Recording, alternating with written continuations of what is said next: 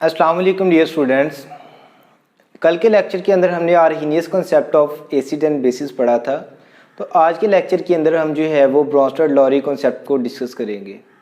कल के लेक्चर के अंदर हमने देखा था कि प्रोटॉन डोनर जो है वो हमारे पास क्या होगा, एसिड होगा, जबकि OH नेगेटिव डोनर जो है हमारे पास बेस होगा। लेकिन आज के कॉन्सेप्ट के अंदर हम एक डिफरेंट चीज़ को स्टडी करेंगे, जिसके अकॉर्डिंग कोई भी जो एसिड है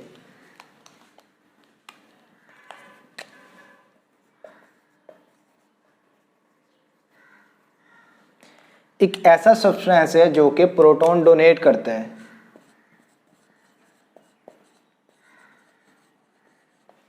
जबकि जो बेस है वो प्रोटॉन एक्सेप्ट करती है। कि हम प्रोटॉन डोनर को एसिड कहेंगे, जबकि प्रोटॉन एक्सेप्टर को हम क्या कहेंगे, बेस बोलेंगे। इसके लिए एक एग्जांपल हम देखते हैं HCl और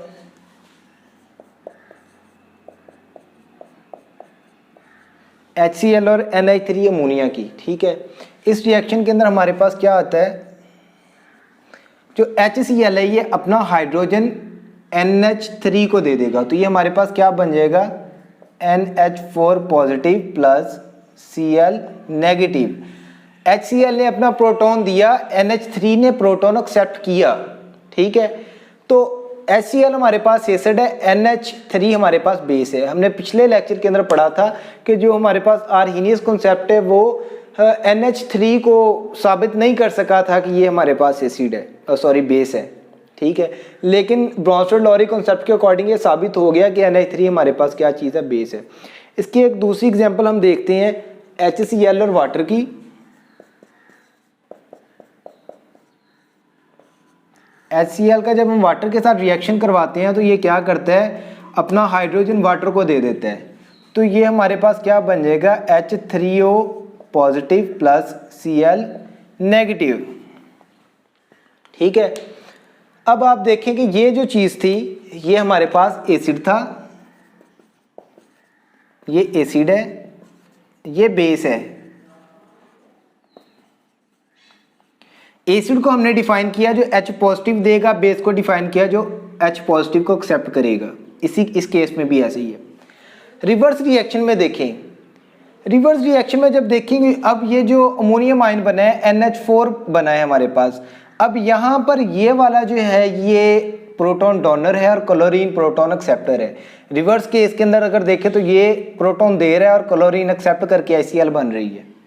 तो अब क्या होगा, अब इस साइड से अगर हम देखें तो ये एसिड है, ये बेस है। तो इसको हम क्या देंगे, कॉन्जुगेट एसिड और ये कॉन्जुगेट बेस। इसी तरह H3O पॉजिटिव जो हमारे पास बना, कॉन्जुगेट एसिड बना और ये कॉन्जुगेट बेस बनी।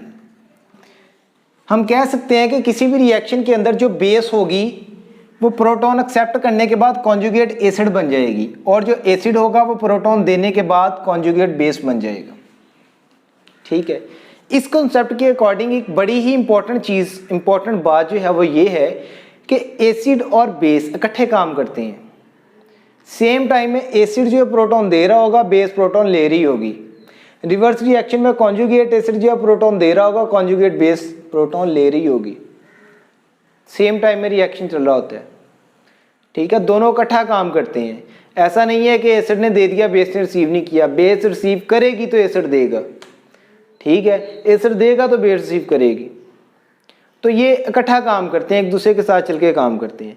इसकी एक और एग्जांपल जो है हमारे पास CH3COOH प्लस H2O।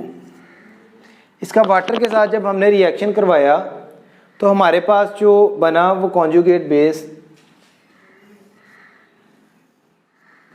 CH3COOH हमारे पास एसिड था, H2O हमारे पास बेस थी। तो ये हमारे पास क्या बन गया, H3O पॉजिटिव बना, इसने प्रोटॉन दिया, इसने एक्सेप्ट किया, और ये आगे जाके हमारे पास बन गया CH3COO नेगेटिव।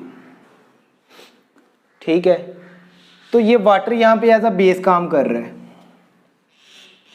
ठीक, उससे अगली एग्जांपल हम लेते हैं कि वाटर का अगर हम अमोनिया के साथ करवाते हैं H2O प्लस NH3, अमोनिया हमें पता है कि बेस है। अमोनिया के साथ जब वाटर का रिएक्शन करवाया तो वाटर ने क्या किया, पहले वाटर प्रोटॉन एक्सेप्ट कर रहा है दोनों केसेस में, अब वाटर प्रोटॉन दे देगा, वाटर प्रोटॉन दे देगा, तो ये हमारे पास क्या बन जाएगा NH4 positive plus OH negative, कि वो वाटर जो पहले यहाँ पर एज आ बेस काम कर रहा था अब यहाँ पर एज आ एसिड काम करेगा। यहाँ पर भी वाटर बेस है, यहाँ पर भी वाटर बेस है, यहाँ पर वाटर जो है वो एज एसिड काम कर रहा है। अब ऐसी चीज़ जो किसी एक कंडीशन के अंदर एसिड हो, किसी दूसरी कंडीशन के अंदर एज अ बेस काम करे, उस चीज़ को हम एम्फोटेरिक कहते हैं। क्या बोलते हैं?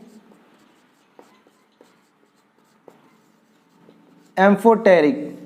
जो चीज़ एसिड और बेस दोनों के तौर पे काम कर सकती है उस चीज़ को हम एम्फोटेरिक बोलते हैं। So water is amphoteric in nature. कहाँ से हमने साबित किया? ब्रोंस्टन-लॉरी कॉन्सेप्ट के अंदर इसका एसिड के साथ और बेस दोनों के साथ रिएक्शन करवा के देखा, एज एसिड भी काम करता है, एज बेस भी काम करता है। ठीक है, तो उसके बाद जो है इसकी कल जैसे हमने पढ़ा था आर्हीनियस कॉन्सेप्ट की कुछ लिमिटेशंस थी, तो इस कॉन्सेप्ट की भी कुछ लिमिटेशंस है। इसके अकॉर्डिंग जो है हमारे पास एसिड जो है वो प्रोटॉन देने की एबिलिटी रखते हैं और बेसिस जो है प्रोटॉन लेने की एबिलिटी रखती हैं। अब बहुत सारे एसिड्स हमारे पास ऐसे हैं जो प्रोटॉन नहीं दे सकते। ठीक है, इसकी एग्जांपल जो है वो SO3 और CaO की एग्जांपल है।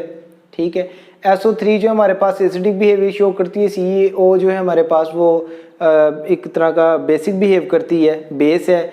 ना SO3 जो है प्रोटॉन दे सकता है, ना CaO जो है कैल्शियम ऑक्साइड प्रोटॉन ले सकता है। इसी तरह कार्बन डाइऑक्साइड की एग्जांपल हमने कल पढ़ी थी। कार्बन डाइऑक्साइड जो है वो एसिडिक बिहेवियर शो करती है, लेकिन इस कॉन्सेप्ट के अकॉर्डिंग कार्बन डाइऑक्साइड के पास तो हाइड्रोजन है ही नहीं।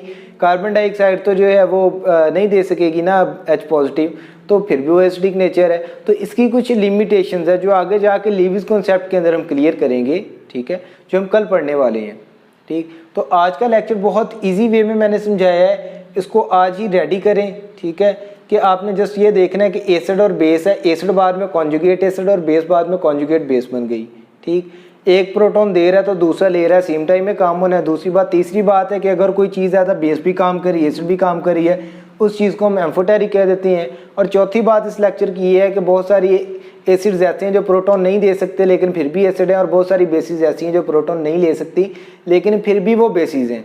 तो ये 4 पॉइंट्स पे आज का लेक्चर है, तो इनको तैयार कीजिए। अपना ख्याल रखिए। अल्लाह हाफिज़।